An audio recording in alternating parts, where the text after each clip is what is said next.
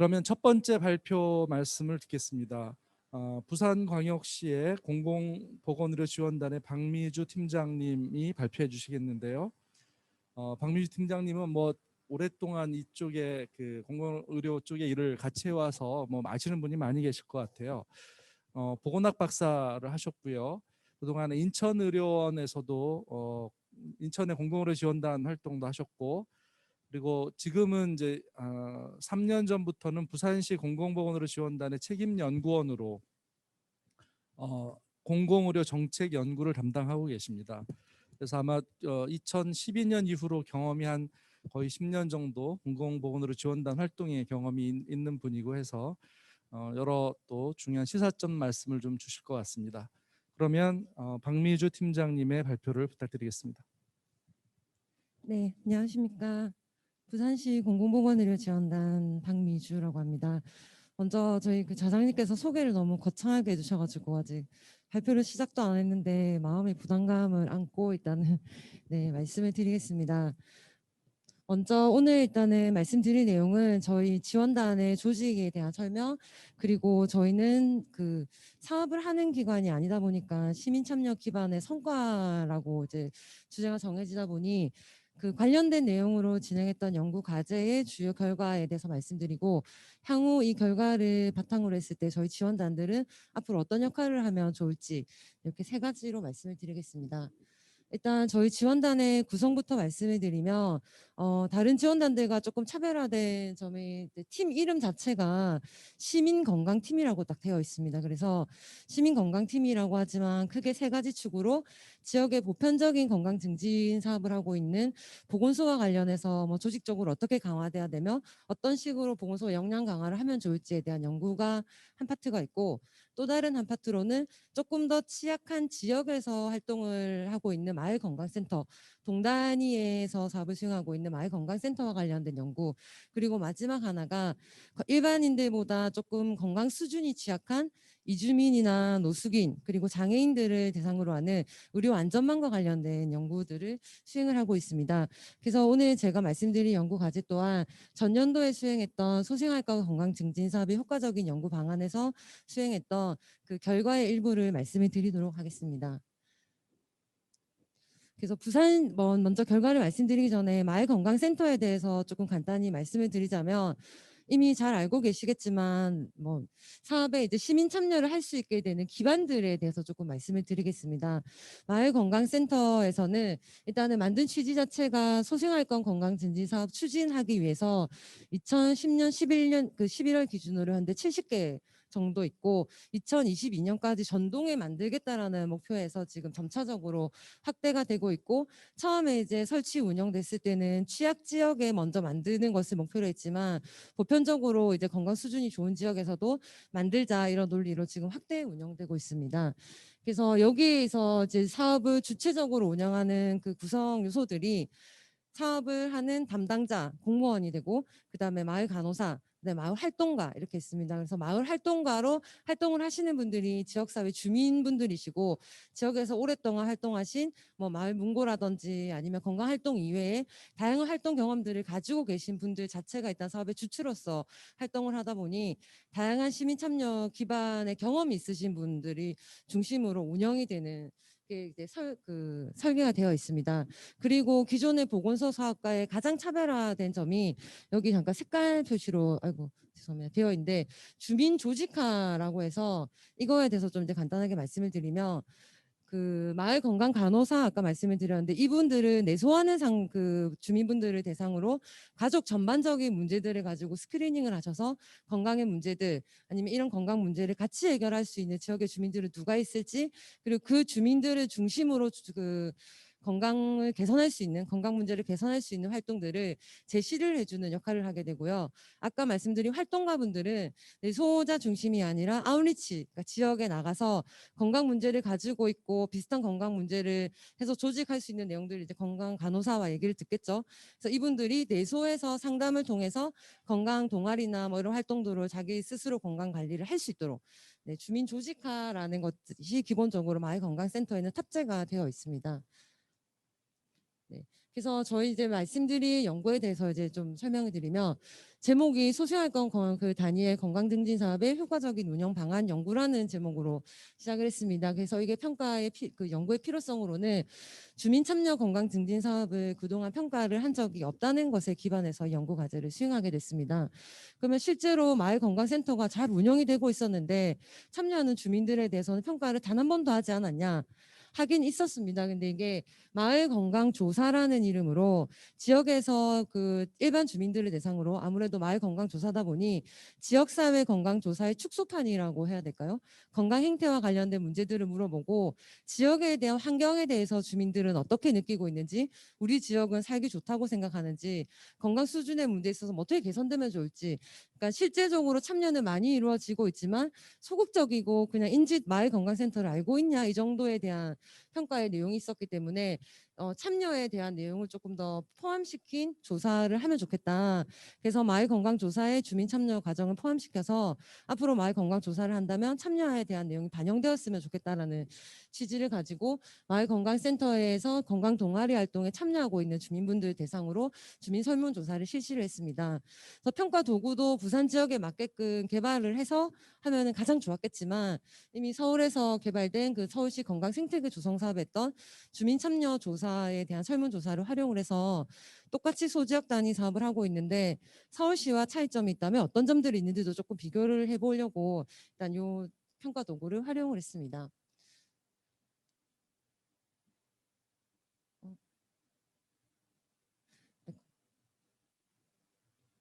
네. 그래서 부산 지역에 있는 16개 구군이 있는데 이거 전체 활용을 한 건 아니고, 일단은 그 지역에서 4개의 지역, 북구, 부산 진구, 수영구, 해운대구 이렇게 그 건강도시 지원단이라고 하는 사업의 조력자 역할을 하는 지원단에서 지역별로 분배를 하고 추천을 받아서 일단은 각각 지역별로 센터가 설치된 시기가 다르고 지리적인 특성이 다르고 이런 지역들을 섭외를 해서 16개 마을 건강센터에 628명을 대상으로 조사를 했습니다.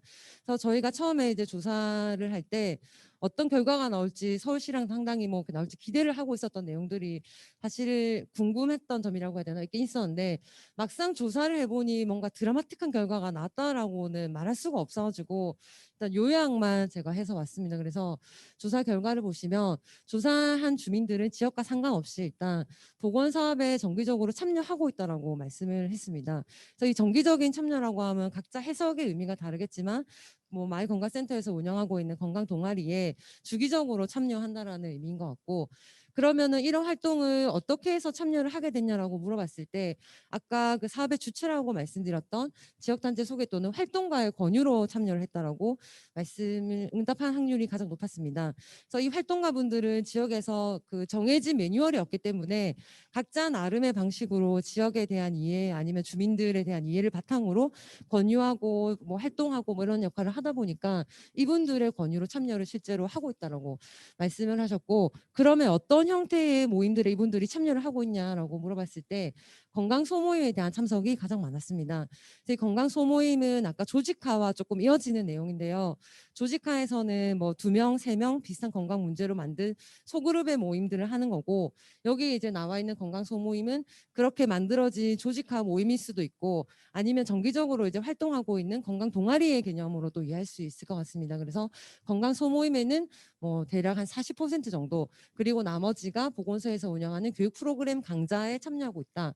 그래서 얼마나 자주 참석을 하냐라는 물음에는 한 달에 2번에서 4번, 그러니까 보름에 한 번 정도 이분들은 걷기 동아리 활동이나 다른 뭐 모임들을 하면서 네, 유지를 하고 있고, 그러면 이 모임의 그 빈도라든지 이런 부분들에 대해서 앞으로 어떻게 쓰면 좋겠냐라는 질문에 그냥 지금 정도 수준으로 참여하겠다 아니면 더 자주 참여가 필요하다라는 응답도 있었습니다. 그래서 저희가 조사하는 시기에 아무래도 코로나이기도 하고 여러 가지 활동들의 제약이 많다 보니 마을건강센터에 나가서 가깝게 이용할 수 있는 시설에 대한 욕구가 조금 더 반영이 돼서 가까운 동에서 뭐 주민들을 만나서 아니면 밴드로 하든 온라인으로 뭐 이렇게 활용을 하든 조금 더 자주 필요하다라는 의견도 있었습니다. 그리고 참여할 때 본인 어떻게 이 프로그램에 참여하나라는 물음에 적극적으로 참여를 하고 있다라는 분들이 가장 많았습니다. 그리고 어떻게 참여를 하고 있느냐, 자발적으로 참여하고 매우 자발적으로 참여하고 있다. 그래서 있었고, 요 마지막에 대한 내용들이 사실 고민이 되는 포인트였습니다. 의사 결정의 과정에 참여한다라는 질문에 무려 72.3%가 의사 결정에 참여를 한다라고 말했습니다. 저희가 여기에 주석을 달아서 뭐 의사 결정의 예시라든지 뭐 이러이러한 부분들까지 참여라고 합니다라가 아니라, 실제로 이 질문을 읽고 나서 주민분들이 그 뭐 예 아니오로 체크를 했을 때 참여를 한다라고 했는데, 사실 제가 생각할 때 마을 건강센터의 의사결정 과정에 참여하는 부분들, 이분들을 어떻게 해석하고 참여의 결정에 뭐 이렇게 과정에 참여를 하셨다고 했을까? 그냥 보건소 담당자가 동원의 개념이라고 아까 말씀하셨는데, 보건소 담당자가 그냥 나를 불러서 와달라고 한 것 자체를 그래 참여했어라고 인지를 하는 것인지, 아니면 뭐 작게 마을 건강센터에서 하는 건강 동아리에 필요한 뭐 그런 물품들, 그런 거 구입을 할 때 의견 수렴하는 정도, 이런 거 어떠세요라고 했을 때가 의견을 낸 거 자체를 참여라고 하는지, 참여에 있는 적극적이냐 소극적이냐 이런 온도 차이가 사실 주민들 아니면 이렇게 저희가 결과를 보고 나서 느끼는 게 상당히 다양하게 인식하고 있고, 네, 있다고 생각이 들었습니다. 그래서 이걸 조금 더 나눠서, 그렇다면 참여 수준에 따라서는 어떤 차이가 있을까? 아까 적극적, 매우 적극적이 많았는데, 실제로 적극적이고 매우 적극적인 분들은 뭐 안 그런 분들과 조금 차이가 있을까? 서울시 같은 경우에는 적극적으로 참여하신 분들이 건강에 대해서 뭐 인지하는 수준이나 나의 앞으로 건강 수준에 대해서 조금 더 긍정적으로 판단을 하고 있었고, 참여 기간에 따라서는 일단은 1, 2차 년도에 비해서 3차 년도 일부 점수가 감소하기도 했습니다. 시간이 많이 네. 그래서 일단 말씀을 드리면, 저희가 앞에서 만들어냈던 그런 수치들을 가지고 말씀드리기가 상당히 죄송하다라는 게 결론이고, 코로나 시국에 마을건강센터에서 이제 여기 보시면 보건소가 선별 진료와 방역을 하는 이 시기에 마을에서는 상당히 다양한 활동들이 실제로 일어났었습니다. 돌봄 체계를 만들어서 어르신들께 안부 전화 릴레이를 하고, 그 다음에 뭐 감염병 예방 홍보물을 제작하고 막 이런 것들을 자체적으로 했었는데요. 여기 이제 지금 보시면 컬러링 북이 있는데, 처음에는 그냥 단순하게 색칠하는 내용으로 시작했던 내용들이 주민들의 의견이 반영이 되어서 어떤 지역에는 지역의 무슨 팔경 경치가 나와 있는 이런 내용들로 하다가, 나중이 되니까 만성질환 관리나 개인의 건강 관리가 나와 있는 정보들을 색칠하면서 학습할 수 있도록 계속 내용들이 발전이 되는 것을 확인을 할 수가 있었습니다. 그래서 이런 다양한 활동의 과정에 있었던 것을 다 빼고 그냥 참여에 대해서 어떻게 생각하냐 뭐 이런 것들을 보고 잘한다 못한다라고 말씀드리는 것 자체가 상당히 죄송하다라는 생각이 많이 들었습니다.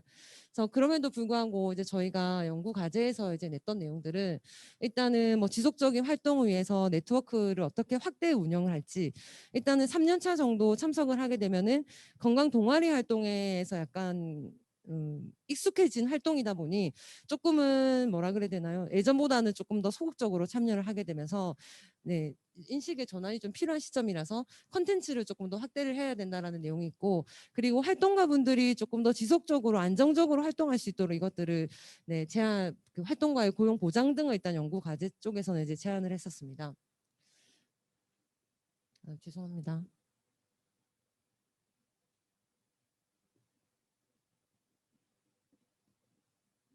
슬라이드가 안 넘어. 네, 마지막으로는 사실 이 얘기가 가장 중요한 얘기인데 제가 시간을 너무 많이 써버려가지고, 일단은 지원단이 해야 될 역할에 대해서 제가 사실 많이 고민을 했었는데요. 이제 이 내용은 그냥 자료집에 있는 내용이니까 참고를 해주시면 좋겠고, 제가 생각할 때 개인적으로 지원단의 역할은, 항상 저희가 보건소의 담당자를 만나던 마을의 지역 주민들을 만나던 익숙한 게, 수치화된 결과물을 정리해서 이분들에게 이렇게 하세요 아니면 이 정도입니다라고 알려주는 것, 아니면 중앙에서 내려오는 지침을 가지고 조금 더 먼저 공부해서 이분들에게 그냥 학습시키는 이 정도의 역할을 하면서, 사실 어떠한 일들이 어떠한 흐름으로 진행이 됐기 때문에 이런 결과들이 나왔고 왜 잘 안 되는지에 대해서는 그래서 고민이 많이 부족한 것 같습니다.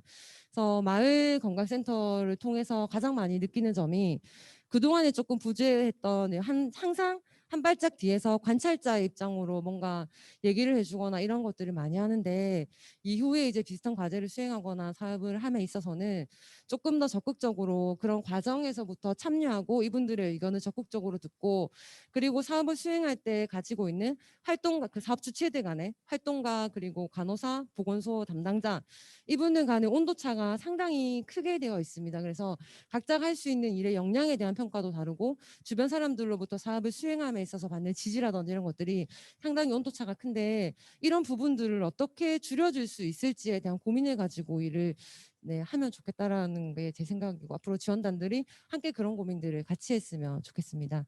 네, 이상으로 발표를 마치겠습니다. 감사합니다. 예, 부산에서 지금 진행했던 마을건강센터 관련된 사업을 조사하고 그와 관련된 내용들 한번 의미를 좀 설명해 주신 것 같고요.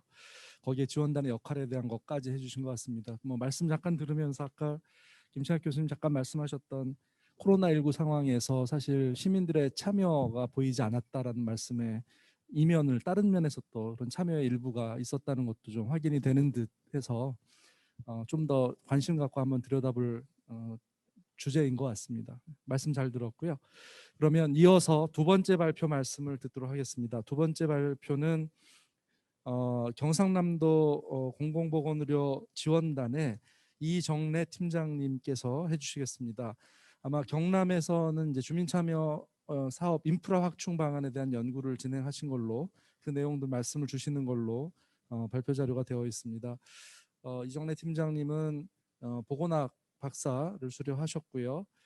그동안 아마 이제 임상 간호사로 역할도 일을도 꽤 오랫동안 해오셨고 그 이후로는 이력이 좀 다양하시네요. 제가 국립중앙의료원의 신입사원인데 저보다 먼저 국립중앙의료원에서 근무하신 적도 있고, 예.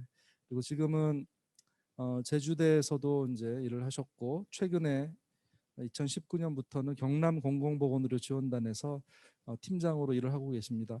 그래서 오늘 말씀은 이제 경남의 주민 참여의 어떤 보건 사업의 주민 참여 사업들의 사례들을 쭉 한번 설명을 해주실 것 같고요. 그 말씀을 좀 청해 듣고 한 15분 정도 이내로 부탁을 좀 드리도록 하겠습니다. 네, 방금 소개받은 경상남도 공공보건의료 지원단 이정래입니다. 제가 작년에 했던 연구 과제 결과를 발표할 기회를 주셔서 매우 감사드립니다. 경상남도 주민 참여 확대를 위한 지역 보건의료 인프라 확충 방안에 대한 연구를 작년에 진행을 하였는데요. 주로는 2010년도부터 저희 단장님께서 기획하시고 시작하셨던 건강 플러스 행복 플러스라는 사업을 중심으로 거기에 참여하신 건강위원분들이나 건강위원분들, 사업 담당 공무원 등등 해가지고 그분들을 인터뷰를 하면서 했던 내용들을 좀 정리를 하였습니다.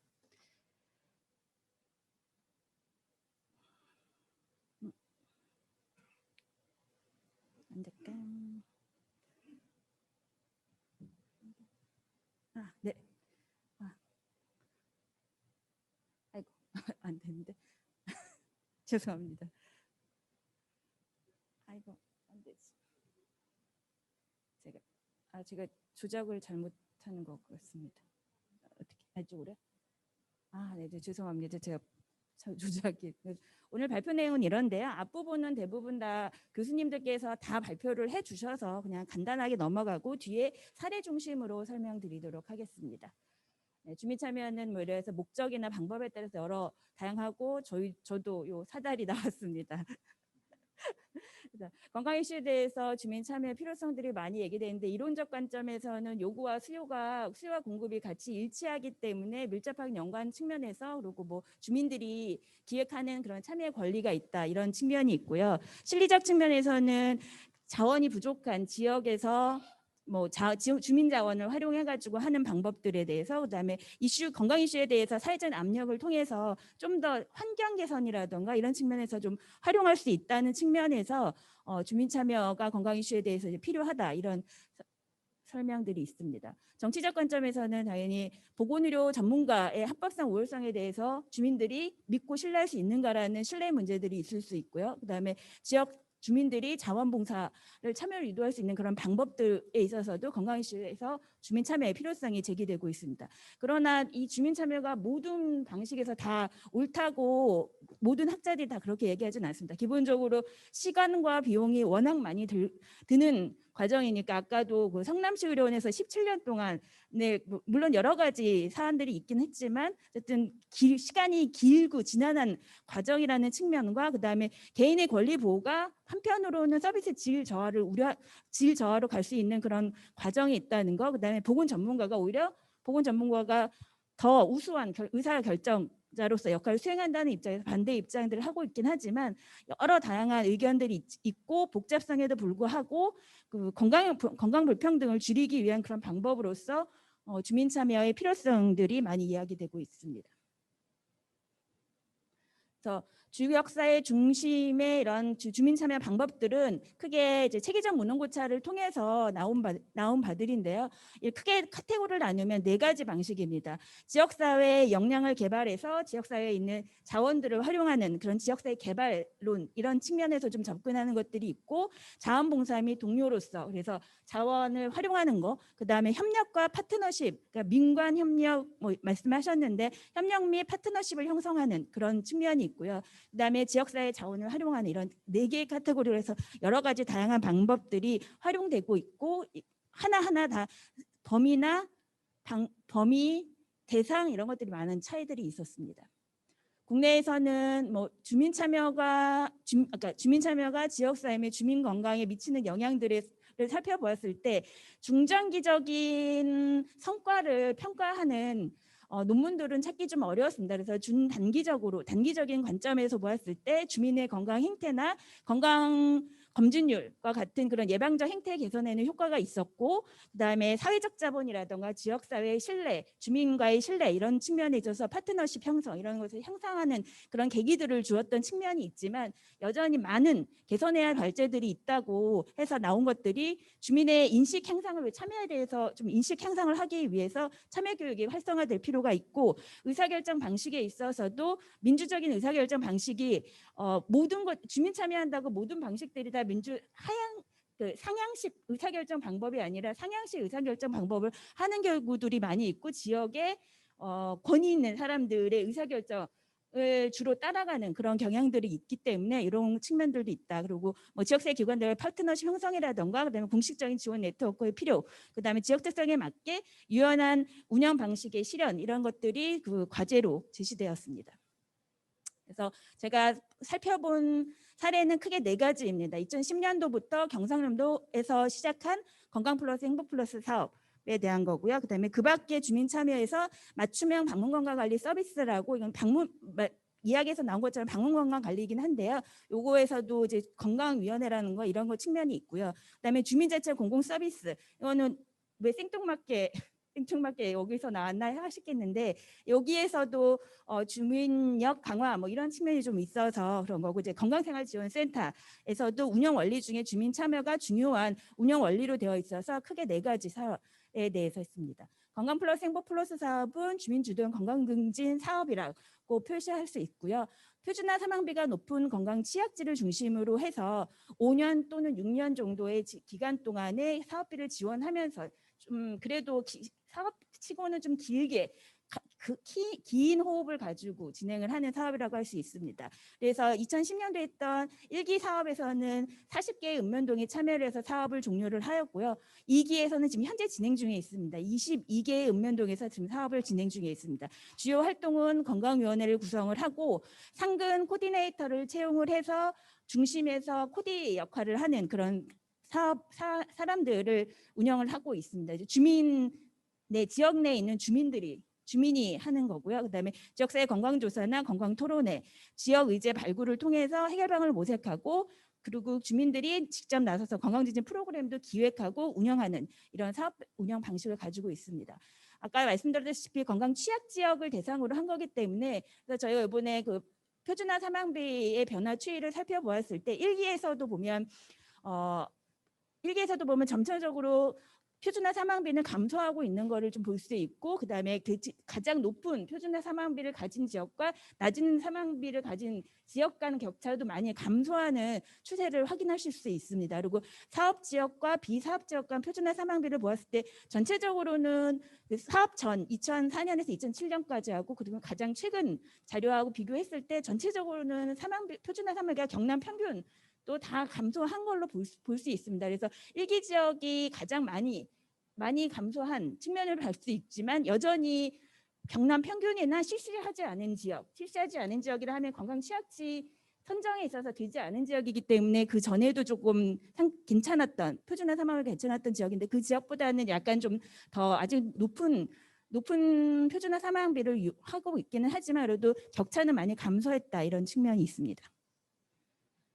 건강위원회 인터뷰를 진행하였는데요. 건강위원회 인터뷰에서는 사업 추진 내용, 성과, 그다음에 한계 및 개선 방안 크게 세 가지 카테고리로 해서 정리를 좀 하였습니다. 건강위원회 위원회에서 참여하는 참여 동기는 대부분 뭐 이렇게 권리, 주민 참여 이런 측면이라기보다는 지역사회에 대한 봉사나 기여 차원에서 참여하게 됐다 이런 의견들을 가장 많이 주셨고요. 건강위원회 구성에 있어서도 건강위원들 간 어쨌든 소모의 동아리 형태로 운영이 많이 되고 있기 때문에 건강위원들 간의 결속력, 친목이 가장 중요하고 그 안에서 지역사회 내에서의 그 건강위원장의 리더십이라던가 그리고 지역 내 신망 이런 것들이 매우 중요하게 다른 지역사회에 있는 자원들을 끌어들이는 데 있어서 또 매우 유리한 위치를 할 수 있다는 측면에 있어서 이런 게 되게 중요하게 생각이 되었었고요.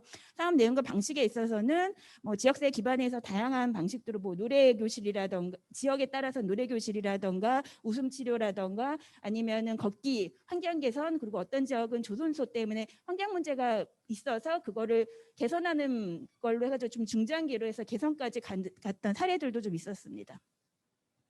그리고 사업 주요 성과에 있어서는 주민의 참여율과 호응도가 점점 증가하는 것을 주민들 스스로 사업을 하시면서 느낄 수 있었다. 그래서 자신감이 점점 생기는 그런 과정들이 있었고요. 그다음에 건강위원들이 워낙 이제 건강과 관련된 주제를 다루다 보니까 건강위원회의 위원들 자체도 건강에 대한 인지도가 향상이 되었고 그들의 그 신뢰도 사회적 자본 이나 이런 것들 워낙에 좀 좋으신 분들이 있긴 했지만 그래도 그게 더 향상됐다는 연구 결과도 있습니다. 뭐 건강 혜택이나 개선 효과들이 있고 그다음에 파트너십 형성에 있어서는 이 사업은 보건소가 중심이 돼서 같이 지원하는 방식이었기 때문에 보건소와의 협력이 가장 중요하다 해서 였었고 그다음에 담당자의 뭐 자준 교체라든가 이런 걸로 인해서 사업이 조금 자초되는 경우들도 좀 많이 있는 걸로 확인이 되었습니다. 그리고 행정복지센터와의 협력인데 이거는 참 그 사업의 코디네이터, 상근 코디네이터가 행정복지센터에서 근무를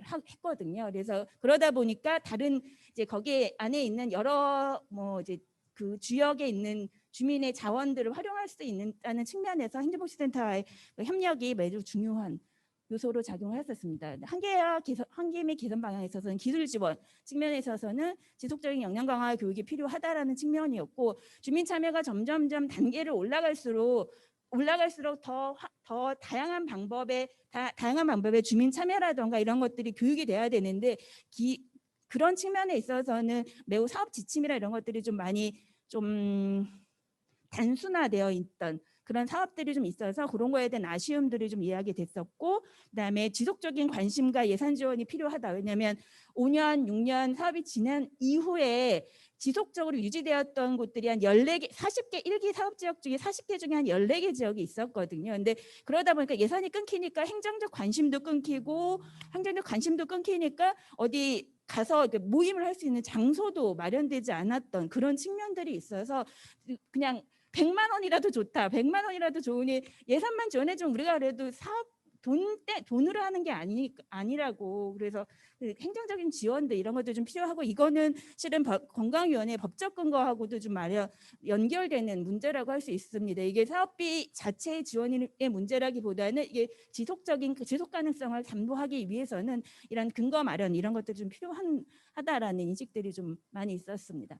맞춤형 방문건강 많이 시간을 많이 맞춤형 방문건강 사업은 작고 가까운 보건소 운영인데요. 뭐 이런 사업들이 진행을 했는데 주로 이제 주민 참여 활성화 저해 요인으로는 사업 담당자가 대부분 방문건강관리 사업 담당자입니다. 그러니까 주민 참여에 대해서 전혀 교육을 받을 기회도 없었고 그에 대한 인식도 많이 부족한 상황이었고 사업 예산도 주민들이 참여해서 프로그램을 기획할 만한 그런 것들이 없었다. 이런 측면에 있어서 거의 주민 참여 사업으로서는 운영이 되고 있지 않다. 이렇게 좀 판단이 되었었습니다. 주민자치형 공공서비스는 행정안전부에서 2018년부터 진행이 되고 있는 사업인데 주민력 향상을 위해서 이제 이런 여러 활동들을 하고 있는데요. 그래서 읍면동 간호사들이 전국에 다 배치되고 있는 상황인데 문제는 주민자치에 대해서 주민자치형 공공서비스에서는 건강 이슈에 대해서 주민력 향상, 그러니까 마을 복지 계획이라든가 이런 것들을 수립할 수 있도록 주민들이 나서서 해야 되는데 거기에 대해서 건강에 대한 이슈가 전혀 반영되고 있지 않는 그런 문제들이 있었습니다. 그래서 주민자치회의 주민 건강 조직으로서 활용 가능성을 검토해볼 필요가 있겠다. 이걸 현재는 기존의 건강위원회를 운영하던 곳들은 주민자치회와 연결되어서 건강분과라든가 이런 것들을 연결하는 방법들이 필요하고 읍면동 간호사들이 여기서 어떤 역할을 할 것인지를 역할 모델 설정하는 것도 필요하겠다. 이런 조금 결론을 도달했습니다. 건강생활지원센터의 경우에는 소생활권 단위라서 뭐 여러 가지 건강지킴 사업들을 하고 있는데 핵심 운영 원리로는 주민 참여, 지역사회 기반 이런 측면이 있습니다. 하지만 거의 주민 참여형 원리들이 거의 운영되고 있지 않은 사례들이 대부분이었고요. 대부분 보건소 사업을 이식해가지고 보건소 이미 기획한 사업도 이식해가지고 장소만 바뀌어서 프로그램이 운영되는 형태로 경남에서는 좀 많이 이루어져서 문제들이 좀 있었고 그러다 보니 그렇게 했고 그다음에 밀착형 지원 체계도 부족을 해서 주민 참여의 형식을 어떻게 바꿀 것인지 어떻게 개선할 것인지에 대해서 전혀 인식이나 사업들이 지원되지 않았던 그런 측면이었습니다. 결론적으로 지역사회 보건 사업이 점점점 제공 단위들은 쪼개져서 작아지면서 지역 밀착형 사업들로 많이 추진되고 있는 방향이다 보니까 주민들과의 밀착도는 점점 올라갈 수밖에 없고 그러니까 주민 참여 확대의 필요성은 점점 더 높아진다고 할 수 있습니다. 그런 측면에서 주민생활센터라든가 요새 최근에 그거를 좀 확대하려고 하고 있는데요. 소생활동을 단위 인프라 거점 기관으로서 인프라 확충하는 것과 더불어서 운영 시스템에 대한 거, 주민 참여를 어떻게 할 것인지, 인력을 어떻게 할 것인지에 대해서 좀 더 준비들이 경남 차원에서는 좀 필요하겠다 이런 제안을 하였습니다. 그래서 정책적 제안으로는 크게 세 가지를 제안을 했는데요. 밀착형 이제 인프라는 당연히 건강관리 인프라 지속적인 확충들이 필요하고 거기에 있어서는 표준화 사망비라든가 지역 박탈 지수를 고려해서 우선순위 선정해서 좀 확대하는 그런 방향으로 가야 된다는 거고 앞에서 말씀드렸던 주민자치회를 포함해서 이런 그 주민자치회가 주민건강조직으로서 역할 모델을 개발하는 것이 필요하겠다. 건강분과라도 해서 기존에 이미 건강위원회가 건강분과로 전환한 사례들이 이미 남해 군에서도 있었고요. 그래서 그런 측면에서 좀 긍정적으로 좀 평가할 수 있을 것 같습니다. 읍면동 간호사들의 주민력 강화를 위해서 직무 역량 강화를 할 필요가 있습니다. 그래서 이것도 올해 지금 저희 경남 사회서비스와 함께 같이 지금 진행 중에 있습니다. 다양한 지역 내 NPO와의 협력 체계 구축도 물론 필요한 사항입니다. 세 번째로는 기술 지원 체계 정비. 그래서 현재는 통합건강증진 사업 지원단에서 현재 진행 중인 건강플러스 행복플러스 사업에 대해서 기술 지원을 하고 있지만 그 이전에 이미 사업은 종료됐으냐 운영되고 있는 지역이라든가 앞에 새롭게 시작되고 있는 사업들에 대해서는 전혀 기술 지원이 이루어지고 있지 않아서 그 부분에 대한 좀 지원을 저희가 그 빈 공간을 메우는 방식으로 지원단이 역할을 수행하려고 지금 준비 중에 있고 그래서 주민 참여 건강위원회 대상에서 참여형 교육 프로그램을 개발하고 시행하고자 하는 계획들을 올해 좀 가지고 있습니다. 네, 이상으로 발표를 마치겠습니다. 네, 발표 말씀 잘 들었습니다. 경남에서는 고유한 사업도 있었네. 건강 플러스 행복 플러스 사업이 있고 그다음에 나머지 이제 전국적인 사업도 이제 진행을 같이 하면서 그 연계나 이런 것들에 관한 고민도 하신 것 같습니다. 그래서 저도 질문이 있는데 이따가 질문 시간에 제가 따로 질문 좀 드리는 걸로 하고요. 네, 좀 발표 말씀 잘 들었고요. 이제 시간을 조금 타이트하게 운영하는 의미로 곧바로 또 마지막 발표 말씀마저 듣고 질의응답 시간을 갖도록 하겠습니다. 세 번째 발표는 대구광역시 공공보건으로 지원되는 이수진 팀장님께서 해주시겠습니다. 이수진 팀장님도 보건학 박사를 하셨고요.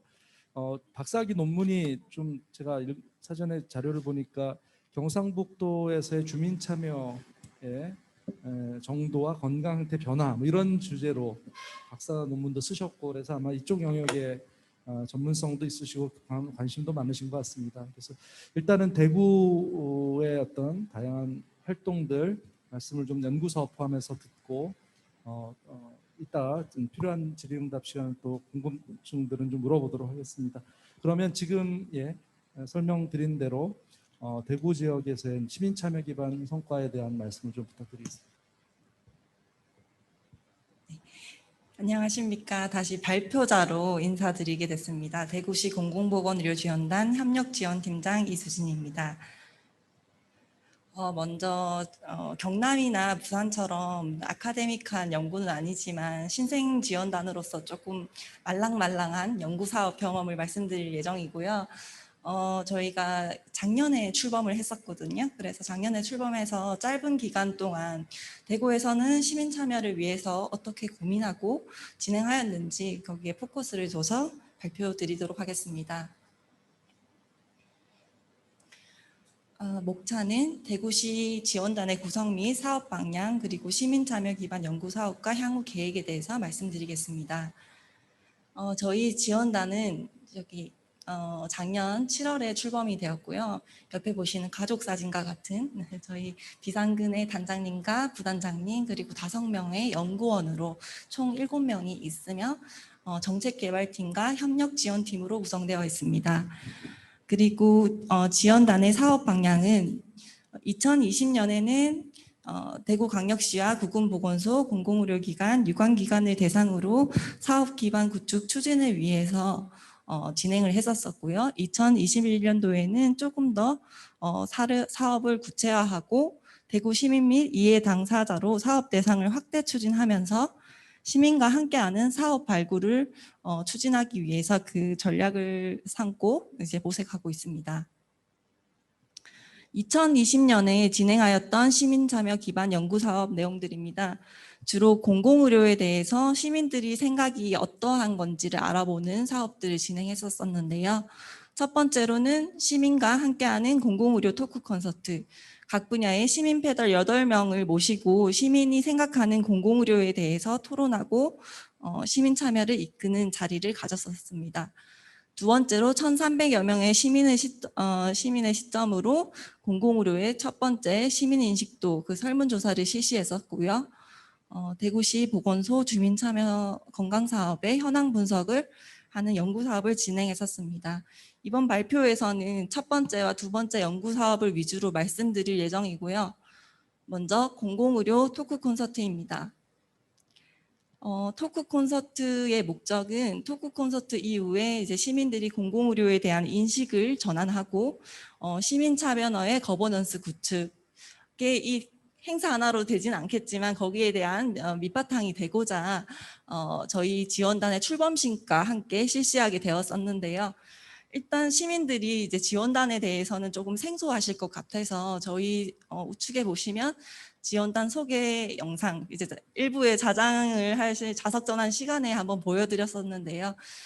다양한 그 건강 서비스에 대한 다양한 시민들의 바람을 다는 인터뷰와 지원단의 역할에 대해서 상영을 하고 공공의료가 없었다면 어떻게 됐었을까 하는 공공의료의 중요성을 담은 샌드 아트 애니메이션을 상영하면서 간단한 개념들을 조금 설명을 드렸습니다. 그리고 이제 2부에는 토크 콘서트를 진행했었는데요. 혹시 그 김제동의 톡투유라는 프로그램 보신 적 있나요? 한 2년 전쯤까지는 방영을 했던 것 같은데 이제 김제동이 이제 MC를 봅니다. 그래서 이제 시민들에게 많은 시민들을 모시고 질문을 던집니다. 그러면 스케치북에 그 관련된 질문에 대한 답변을 드리고 이제 거기에 대해서 자유롭게 소통하는 방식으로 진행하는 토크쇼인데요. 저희도 사실은 이렇게 많은 분들을 모시고 자유롭게 여러 가지 얘기를 듣고 싶었어요. 근데 작년에 코로나 상황 때문에 이제 시민 패널 분들을 이제 한 8분 정도 청년 대표, 마을 활동가, 직장인, 사회단체, 예술문화계 직장인 분들을 모시고 연령이나 성별을 고려해서 이런 시민분들을 모시고 토크쇼를 진행했었습니다. 진행 방식에 대해서 간단하게 설명을 드리면은 먼저 사전에 시민 패널 8분들에게 사전 질의를 드렸습니다.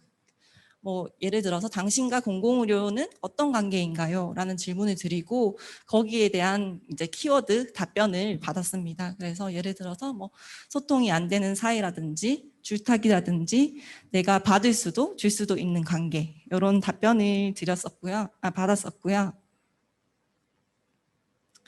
다음은 이제 토크 콘서트 당일날 앞선 그 동영상도 보여드리고, 그리고 전문 패널 두 분을 모시고 공공의료 바로 알기, 공공의료에 대한 개념과 공공의료와 시민 참여라는 주제로 전문 패널들에게 이제 강의를 들었습니다. 그 다음 세션에는 이제 강의를 듣고 나서 강의 듣기 전후에 대한 생각의 변화에 대해서 양방향 소통 이제 토크 콘서트를 진행했었습니다. 강의 전에는 어떤 생각을 가지고 있었는데 듣고 나서는 이런 생각을 바뀌었다. 그리고 그 전문 패널이 거기에 대한 답변도 하고요. 그렇게 자유롭게 진행되는 방식으로 진행됐었습니다. 저희 이 토크 콘서트에서 인상 깊었던 장면들을 편집해서 이제 영상으로 한번 가져와 봤는데요. 네. 저희가 이제 손수 자막을 달아가면서 편집한 자료입니다. 소통이 안 되는 사이 꼭 저희 남편 같은. 이런. 네. 사실 제가 1년 넘게 있어도 네. 병원 가는 일이 사실 저는 그래도 나름대로는 건강한 타입인데 어떤 서비스를 제공하는지 저조차도 잘 모르고 또 저도 어떤 서비스를 이용하러 가야 하는지 소통하는 창구가 없는 느낌이랄까 그런 정보를 주고받을 수 있는 창구가 없는 느낌이라는 답답한 감정이거든요.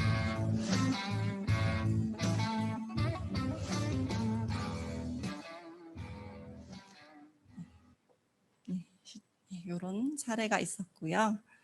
네, 저희 유튜브에 업로드되어 있습니다. 네.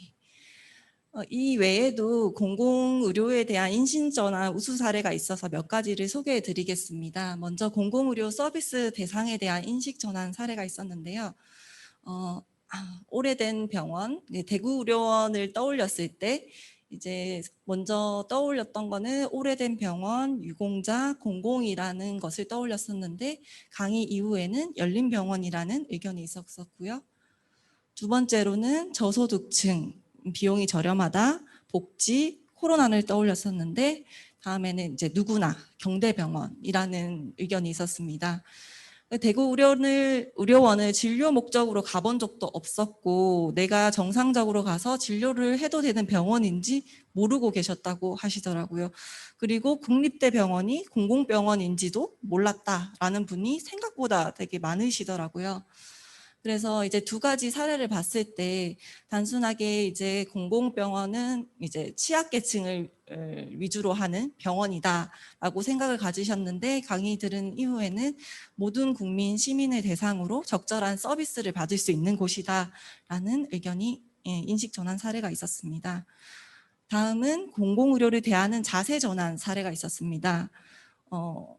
이제 강의 듣기 전에는 보호라고 생각을 하셨는데 취약계층과 저소득층을 위한 보호 서비스, 공공의료는 보호 서비스, 그러니까 내가 공공의료를 떠올렸을 때 취약계층이나 이제 저소득층을 위한 서비스를 받는 대상, 단순하게 시혜적인 대상이다, 그런 객체적인 관점을 가지고 계셨는데 강의를 들은 이후에는 나도 공공의료의 주체가 될 수 있고 정치인이라든지 대구시라든지 정부라든지 주변 사람들에게 이제 건강을 요구할 수 있는 기본적인 권리인 주체적인 관점으로 변환된 사례가 있었습니다. 이게 20대 대학생 선생님의 사례였는데 저는 그 당시에는 되게 인상 깊은 답변이었던 것 같습니다. 이런 토크 콘서트 자료들을 이제 활용해서 저희가 어떻게 활용할 있는지를 말씀드리면 저희는 이제 출범식 때 사용한 자료, 출범식 때 그 만든 자료들을 진짜 사골처럼 계속 우려서 여러 가지 사업들에 녹여낼 예정인데요. 시민 인식 개선 사업을 위한 자료로 저희가 이번에 시민을 대상으로 아카데미를 개최할 계획입니다. 그 대상 교육 자료로도 활용할 예정이고요. 그리고 이런 전환 우수 사례를 발굴해서 홍보 자료로도 활용할 예정입니다. 그리고 지원단 SNS 채널을 통해서 좀 시리즈로 여러 가지 이제 편집본 10종을 만들어서 업로드할 예정이고 시민 패널 구축을 위한 자료로도 활용할 예정입니다.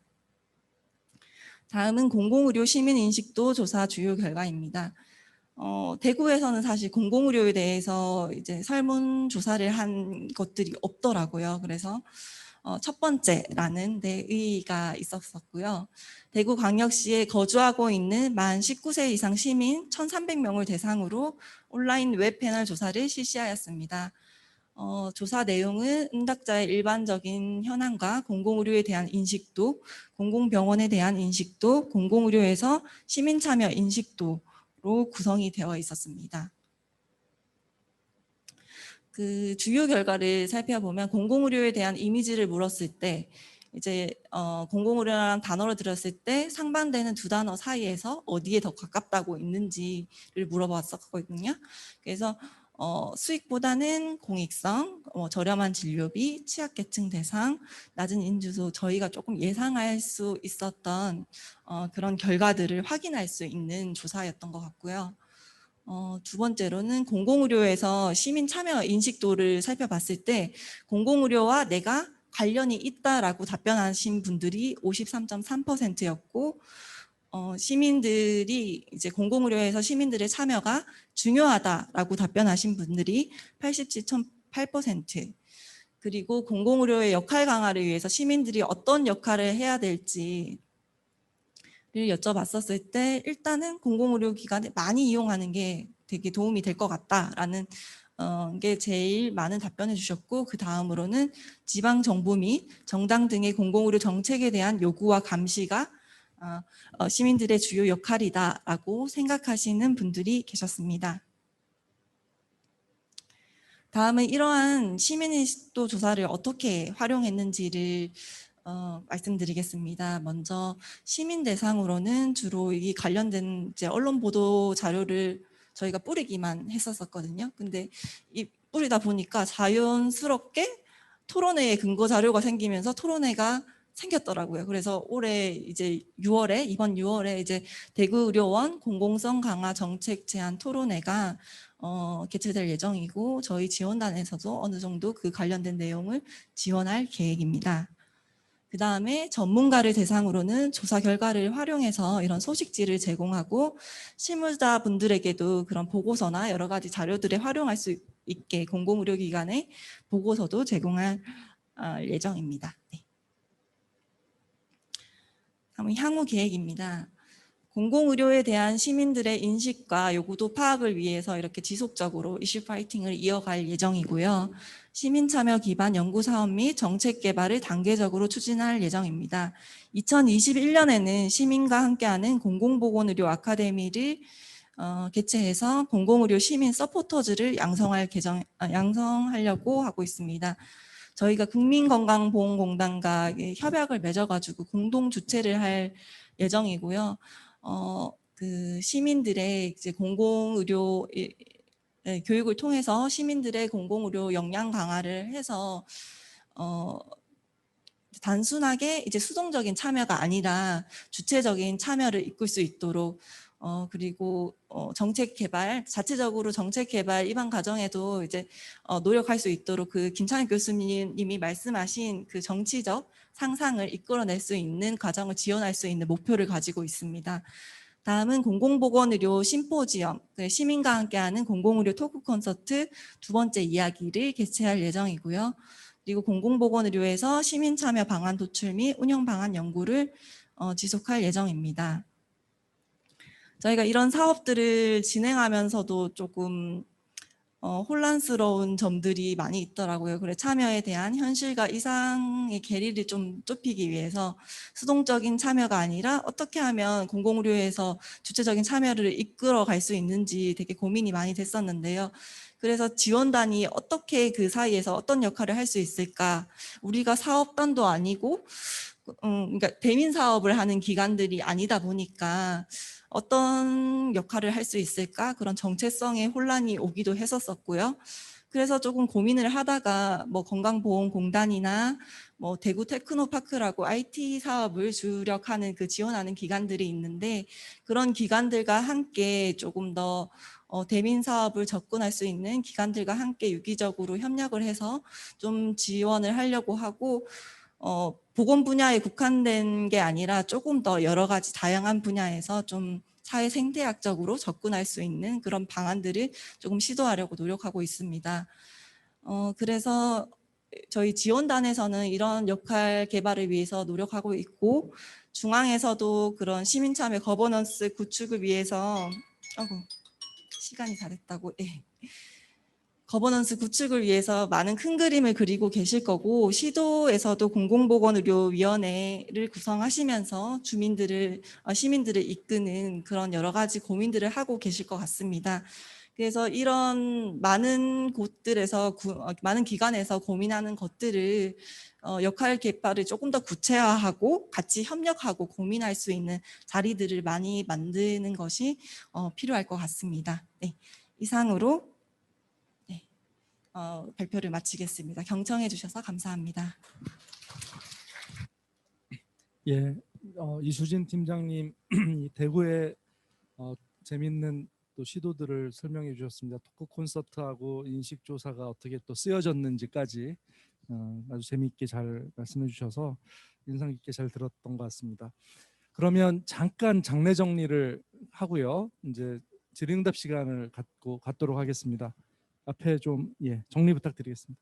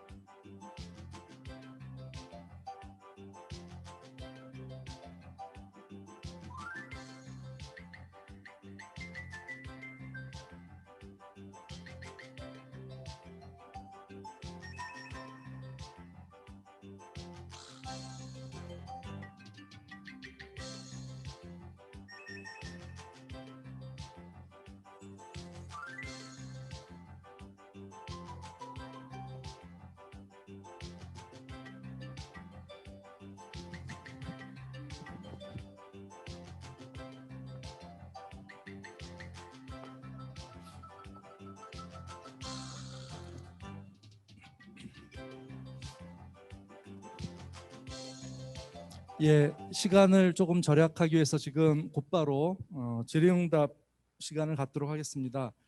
토론 의견 있으시면 토론 말씀 주셔도 좋겠습니다. 뭐 아까 발표하신 순서대로 옆에 앉아 계시거든요. 박미주 팀장님, 이정래 팀장님, 이수진 팀장님 발표해 주셨고 발표 말씀들에 대해서 혹시 궁금한 점이 있거나 혹은 뭐 의견이 있으시거나 하면은 자유롭게 일단 플로어에서 먼저 말씀해 주시고 온라인으로 들어오신 분들은 채팅에서 말씀을 해주시면 그 소개를 좀 해드리도록 하겠습니다. 네, 혹시 질문 있으시거나 의견 있으시면 말씀 부탁드리겠습니다.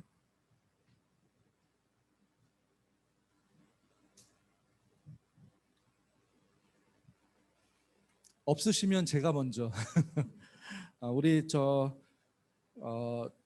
번째 발표해 주신 이정래 팀장님께 이제 경남 사례 중에 뭐 재미있게 잘 봤습니다. 근데 사실은 그 우리 지역 보건 사업들을 하면서 평가 결과 아웃컴을 중심으로 보는 게 굉장히 어려울 텐데 사실은 10년 사업을 건강 플러스 행복 플러스 사업을 하셨는데 그게 사실 SMR이라고 하는 표준화 사망비라고 하는 변화까지도 이걸 설명하기에 사실은 이제 지역사회 차원에 갖는 각종 교란 요인들이 컨파운더들이 굉장히 많았을 것 같아요. 근데 굉장히 용감하게 사실은 이걸 결과를 설명해 주신 거거든요. 그래서 이렇게 아웃컴을 SMR 같은 사망비로 설명을 해 주신 것에 실제 이제 고려해야 될 이면들이 많이 있을 것 같은데 뭐 어떻게 다른 문제들이 설명이 되고 결국 이 사업의 효과다 이렇게 얘기를 하실 수 있었던 건지 혹시 뭐 예를 들어서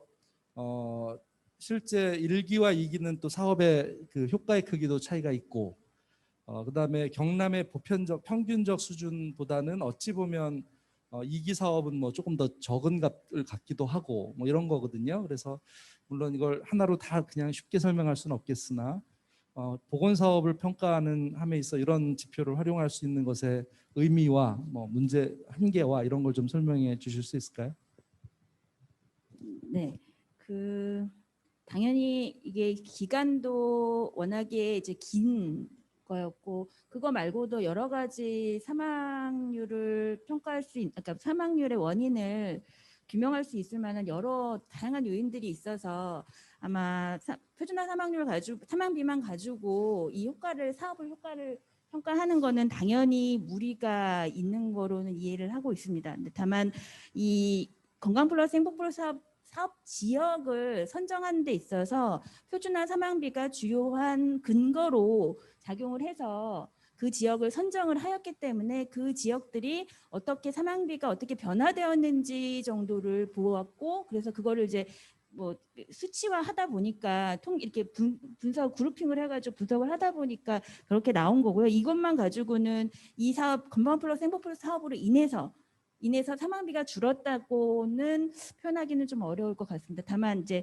이거 저희는 하지는 않았는데 이 사업을 처음 시작했었던 교수님들의 그 단기 평가에 있어서는 사회적 자본이라던가 신뢰, 그다음에 건강 행태 개선 효과 이런 것들은 단기적으로 평가한 논문들은 좀 있습니다.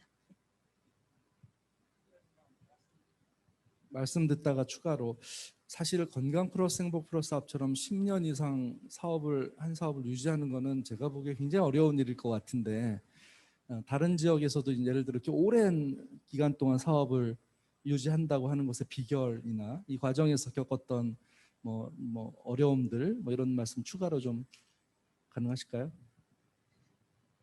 저도 실은 병남아 가지고 이게 말만 들었지 사업이 어떻게 진행되는지에 대해서는 저도 잘은 몰라서 아마 저희 단장님께서 구체적으로 설명을 오히려 더 잘해주시고 왜냐하면 사업을 기획하셨던 분이라서 그럴 것 같기는 한데요. 기본적으로는 이게 주민 참여형, 주민 주도형 사업이잖아요. 그러다 보니까 이제 주민들이 건강위원회를 만들고 그거를 꾸려 나가는 데 있어서 아까도 성과 부분이나 이런 부분에 있어서 건강위원들의 결속력 이게 되게 사업을 진행하는 데 되게 중요한 요인이었다라고 말씀을 드렸잖아요. 그리고 하다 보니까 재밌어지고 조금 더 하게 되고 이러는 측면이다 보니까 사업이 종료가 된 이후에도 이 사업을 추진하고 싶어 하세요. 건강위원님들이 이렇게 잘 결속이 잘 되어 있는 곳들은 그래서 지역에서 시군 단위로 아까 이제 1기 때 사업 끝나고 나서 계속 유지되고 있는 사업들 지역 중에서는 그게 이제 도에서는 지원을 안 하지만 시군 단위에서 지원이 들어가는 사례들이 좀 있습니다. 거의 대부분이 그렇거든요. 그거는 지역 주민들의 압력인 거죠. 압력에 의해서 그 예산을 만들고 그 사업을 진행할 수 있도록 하는 좀 그런 근거들이 됐고요. 도 차원에서는 좀 한번 만들어졌기 때문에 쭉 가면서 이게 사업 신청하는 지역들이 좀 소문이 나면서 신청하는 지역들이 생기고 근데 이게 조금 현재는 좀 관성화되다 보니까 사업 지역이 많이 늘어나고 있지 않는 약간의 좀 그런 문제들이 좀 있어서 그거를 현재는 저희나 통합지원단에서 문제의식을 갖고 개선하려고 조금 노력을 토론을 하고 있는 상황이라고 말씀드릴 수 있을 것 같습니다. 예, 혹시 또 플로어에 뭐 궁금하신 거나 의견이 있으시면 말씀 부탁드리겠습니다.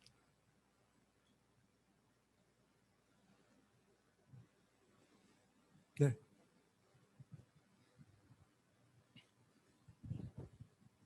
네, 재밌는 발표 잘 들었습니다. 저는 이제 대구 지원단의 이수진 팀장님께 질문을 드리고 싶은데요. 보니까 공공의료와 관련된 그런 시민 토크 말고 지원단을 소개하신 내용도 있더라고요. 그래서 혹시 지원단에 대해서 시민들의 인식 변화가 있는지 제가 이 질문을 드리는 배경은 이제 지원단을 이해하기가 쉽지 않은 것 같습니다. 그래서 혹시 관련해서 좀 말씀 주실 거 있으면 부탁드립니다. 일단 지원단에 대한 인식을 시민의 범위를 좀 넓게 봐서 이제 좀 측면에 나눠서 설명을 드려야 될 것 같은데, 일반 시민들, 저희가 모신 시민 패널 분들의 경우에는 공공보건의료 뭐 그게 뭔데 이러면 하면 보통 보건소, 뭐 대구의료원 이렇게 의료기관을 떠올리시면서 하고, 심지어 그거를 지원하는 지원단이 있다라고 하니까 더 물음표에 물음표가 더 더한 상황이었었는데요. 그래서 일반 시민들의 입장에서는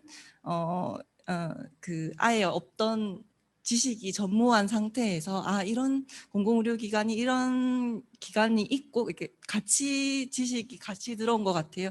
공공병원에 대한 개념과 지원하는 지원단의 개념이 같이 더불어져서 조금 지원단이 된 것 같고, 응원해 주시는 그런 이미지가 있었었고요. 그리고 이제 저희가 지원단이 출범되면서 이제 공공의료기관을 기술 지원하는 부분들이 많다 보니까 그런 기관에 대한 이제 보건소와는 조금 다르더라고요. 보건소는 아무래도 통합지원단이라든지 여러 가지 지원단의 기술 지원들이 익숙하셨었는데, 공공병원에서도 우리가 지원하는 기관들이 있구나라는 사례가 있어서 그런 간담회라든지 그런 컨설팅을 통해서 조금 더 인식하는 사례가 조금 생겼던 것 같고, 이제 여러 가지 저희가 이제 대구시에 소재하는 공공보건의료기관을 대상으로 교육이나 홍보 등을 강화하고 있는데, 그런 것들을 통해서 조금씩 지원단을 인식하고 찾아주시면서 고맙게도 문의해 주시는 기관들도 있어서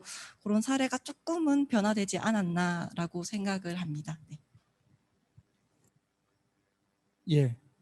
혹시 또 질문이나 코멘트 있으시면.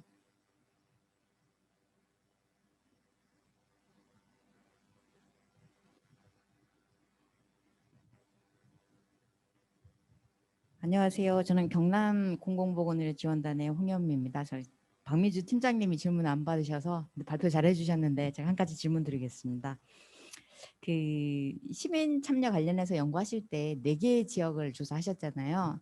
근데 북구랑 뭐 해운대구 이렇게 보면 좀 상징적으로 좀 지역적 특성이 있을 것 같은데, 결과를 하셨을 때 지역별로 무슨 차이가 있다든지 이런 게 혹시 발견된 게 있었나요? 일단 북구랑 해운대가 가지고 있는 지역적인 의미가 사실은 조금 말씀드리면, 결과를 지역별로 저희가 산출은 하진 않았습니다. 일단은 결과가 도출될 때 지역별로 이 결과를 공개했을 때 뭔가 순위 매기기 하는 것 같은 느낌이 느끼실 것 같아가지고, 활동가 분들이나 아니면 협조해 주시는 분들에게 저희가 그렇게 하는 거 좀 아닌 것 같아서, 지역 구분에 상관없이 마을건강센터가 설치된 연도에 상관없이 적극적으로 주민이 참여를 하면은 본인의 건강 수준이 개선된다라는 인식이나 지역의 환경에 대해서 만족을 느끼고 막 이런 부분에 포커스를 좀 맞췄기 때문에, 지역에 대한 것들을 일단은 배제하고 진행하겠다라는 거 사전에 먼저 전달을 드렸습니다. 근데 이제 그럼에도 불구하고 이 지역들이 가지고 있는 특징들은, 일단 북구 지역은 부산 지역에서도 장애인이라든지 취약계층이 거주하는 비율이 가장 높고, 해운대는 해운대 내부에서도 일단 그 격차가, 해운대 해수욕장 이런 지역들의 약간 지역 전국적으로 유명한 부촌이 형성되어 있는 이 지역과 반송이라는 건강이 취약한 계층이 한 구에 있거든요. 근데 이번에 마을건강조사에서는 아직 해운대의 뭐 우동이라든지 이런 특별히 건강 수준이 좋고 소득이 높은 지역은 아직 마을건강센터가 설치되지 않았기 때문에, 초창기 때 아마 그게 조금 궁금하셔서 여쭤봤을 것 같습니다. 근데 대신에 그 수영구라는 지역에는 도로를 하나 사이에 두고 강한리 해수욕장이 인접하게 있는 지역과 좀 뭐라 그래야 되지, 주택 밀집 지역들 이렇게 나눠져 가지고 있는데, 실제 조사를 했을 때 뭐 좀 재미난 결과들이 났으면 뭐 이랬습니다라고 의견을 드리면 좀 좋고, 그 부분이 아무래도 연구자 입장에서는 궁금하긴 하겠지만 조사할 때 이 부분들은 저희가 배제하고 해서 여기에 이렇게 뭐 유의미한 결과가 있었다 이런 것들을 조금 말씀드리기는 어려울 것 같습니다. 네, 이상입니다.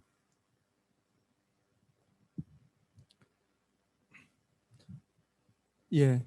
채팅으로도 특별히 질문은 없으신 것 같은데요. 혹시 플로어에서 한두 분만 질문, 코멘트 있으면 말씀 부탁드리겠습니다.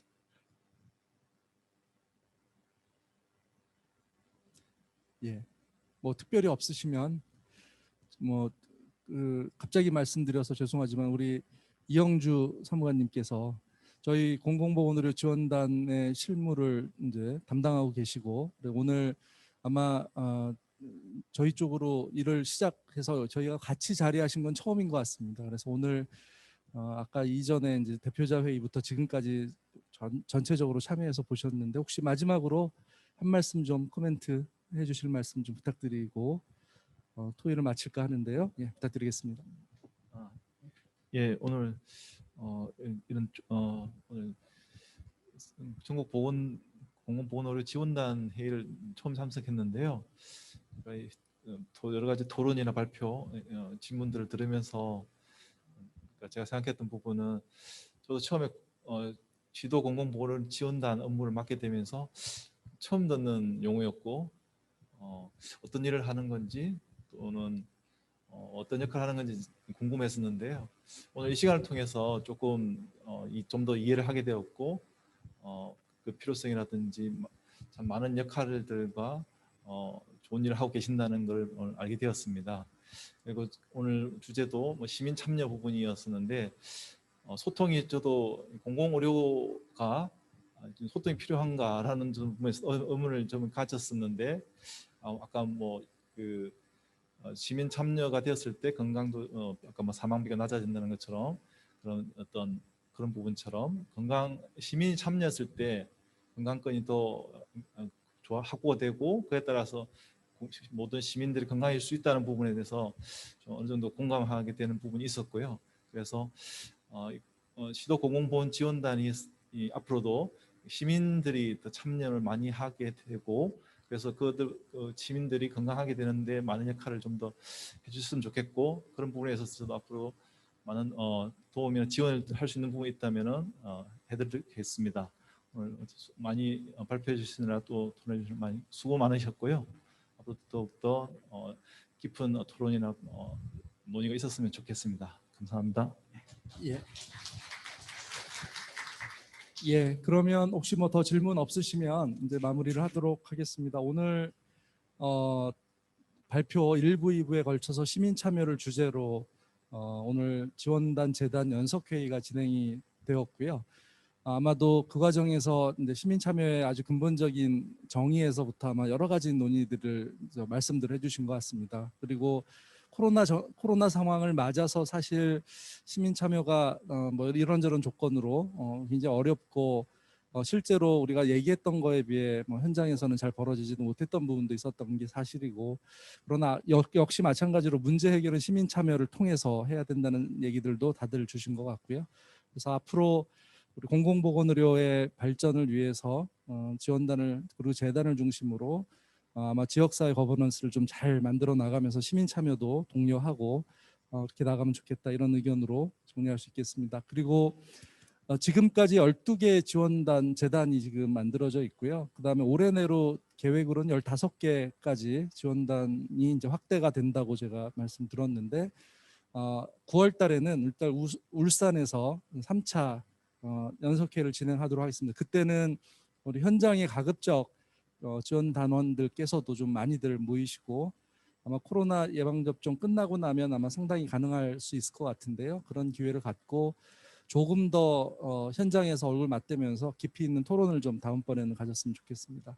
예, 오늘 긴 시간 동안 제2차 전국 공공보건의료 지원단 재단 연석회의에 참석해 주셔서 감사드리고 이것으로 오늘 행사를 모두 마치도록 하겠습니다. 감사합니다.